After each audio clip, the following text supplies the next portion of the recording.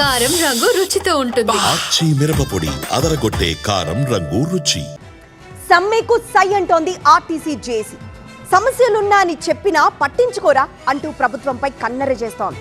ఇటు ప్రభుత్వం మాత్రం రండి చర్చించుకుందాం, సమస్యలను పరిష్కరించుకుందాం అంటోంది. అసలు ఇంతకు మే 7న ఆర్టీసీ కార్మికుల సమ్మె ఉన్నట్టా లేనట్టా? ఆర్టీసీ కార్మికుల సమస్యలను ఏమాత్రం పట్టించుకోవట్లేదంటూ తెలంగాణ ఆర్టీసీ జేఏసీ సమ్మె సైరన్ మోగించింది.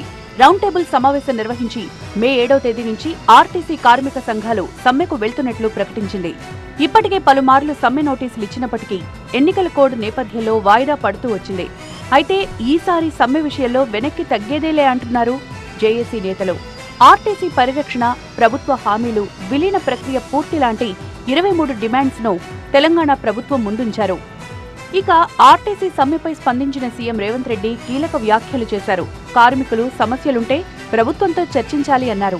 సమ్మె ఆలోచన సరికాదన్న ఆయన కార్మికుల సంక్షేమం కోసం రాష్ట్ర ప్రభుత్వం కట్టుబడి ఉందని తెలియజేశారు. ఇక సీఎం రేవంత్ వ్యాఖ్యలపై స్పందించిన ఆర్టీసీ జేఏసీ తమకు సమ్మె చెయ్యాలన్న ఆలోచన లేదంటోంది. ఎన్నిసార్లు విజ్ఞప్తి చేసినా ప్రభుత్వం పట్టించుకోకపోవడం వల్లే సమ్మెకు వెళ్లాల్సొస్తోందంటున్నారు కార్మిక సంఘాల నేతలు. ప్రైవేటీకరణకు మూలమైన ఎలక్ట్రిక్ బస్సులను ఆర్టీసీ యాజమాన్యం కొనుగోలు చేసి నడపాలని కోరుతున్నారు.